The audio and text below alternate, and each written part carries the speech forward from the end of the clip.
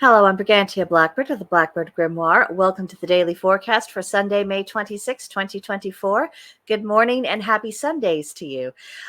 Remember, we have a waning gibbous moon. We are in the midst of the Gemini season, the Celtic tree month of Hawthorn, deer season, and the Pluto retrograde.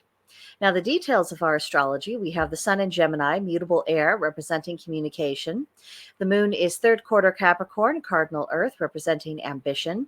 Mercury is in Taurus, fixed earth, representing practicality.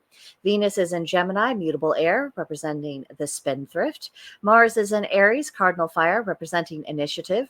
Jupiter is in Gemini, mutable air, representing questing. Saturn is in Pisces, mutable water, representing nostalgia. Uranus is in Taurus, fixed earth, representing practicality. Neptune is in Pisces, mutable water, representing imagination. And Pluto is retrograding in Aquarius, fixed air, meaning that we need to examine our intentions. And of course, as always, remember our Pluto retrograde mantra: reflect, heal, evolve. So for the waning gibbous moon, we need to release, we need to banish, and we need to be journaling. As we have a Capricorn moon, some of the do's are strategize, organize, and plan. The don't are having any dealings with enforcement agencies, deal with emotionally delicate issues, or indulge in any kind of ruthlessness. So on this day of the sun, this Gemini sun may urge you to run like the wind and frolic, whereas the Capricorn moon might pull you back towards prudence and duty.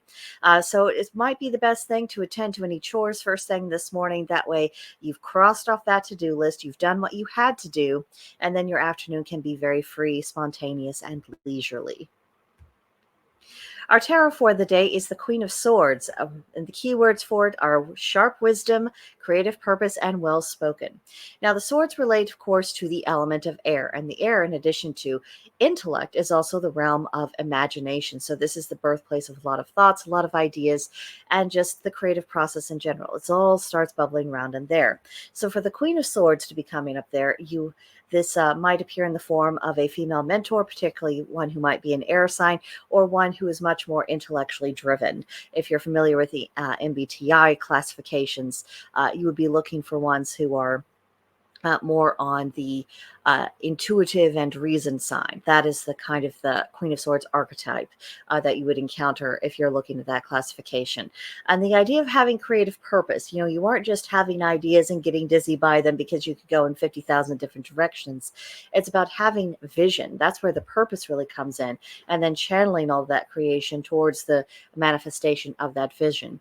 And also being well spoken, this also indicates that perhaps it will be a little bit easier to communicate today, or that this would be a good time to make an effort to speak a bit more eloquently, be a bit more precise, be more concise.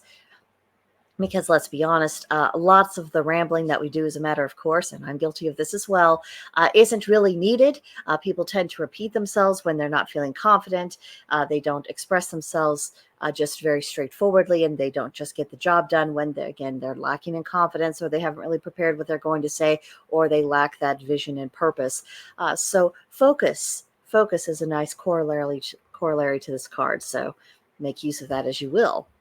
So today's Celtic Triad reads, 3 things which a king's brewhead must provide without pay: lodging, food, and entertainment. Now, brewhead, or brew, was a brewer that was in service to an Irish king who lived at a crossroads, and he had to maintain a never dry cauldron and be ready to provide hospitality for visitors at a moment's notice.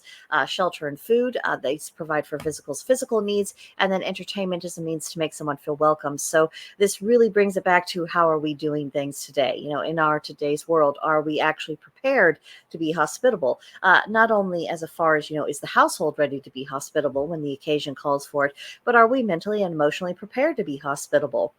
People these days, I've noticed, are really clinging to, oh, I feel so shy, or I don't feel confident, I have anxiety, I have all of these issues, I have to just focus on me. And they never actually get out of that rut, and they never actually view themselves as someone who's capable of interacting with other humans. And there are plenty of people who encourage them to remain in that particular state.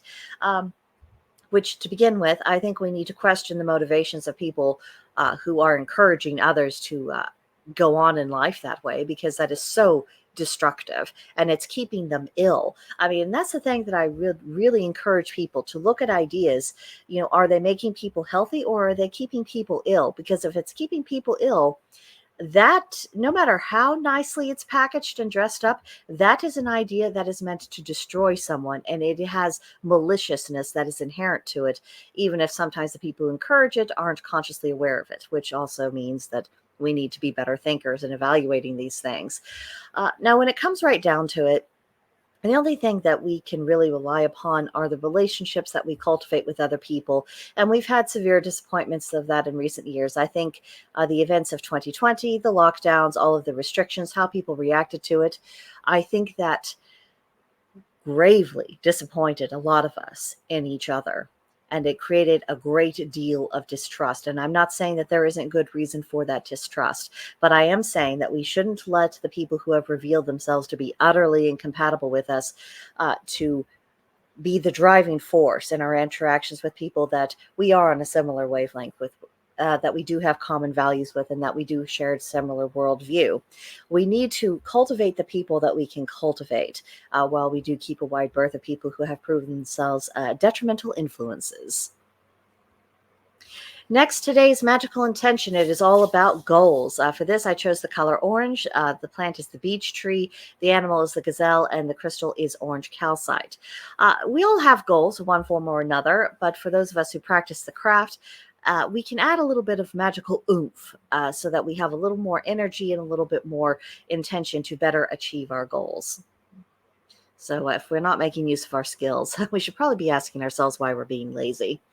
As for today's pagan practice, it's Sunday, so honor our solar deity. This is a good time to cleanse your home's energy, especially as we're getting very close to the end of the month. And then, even though summer doesn't officially start until the solstice, I always feel that by the time June rolls around in the calendar, spring is done, summer is very much here. And so shifting things to where the energy is fresh to meet that new season, that's just something that I have found very helpful in my practice. Perhaps you will as well. This is also a good day to tidy up the altar if you have one for your house brownie. Prepare for the week ahead, meditate, and if you're meditating this afternoon, allow yourself to drift off into a nap.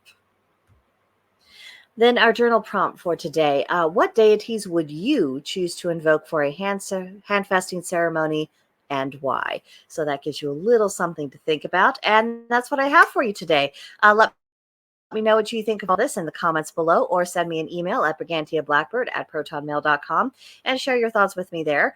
And yeah, just come back tomorrow and let's see what we have lying in store for us for Monday. But see you guys next time. Bye.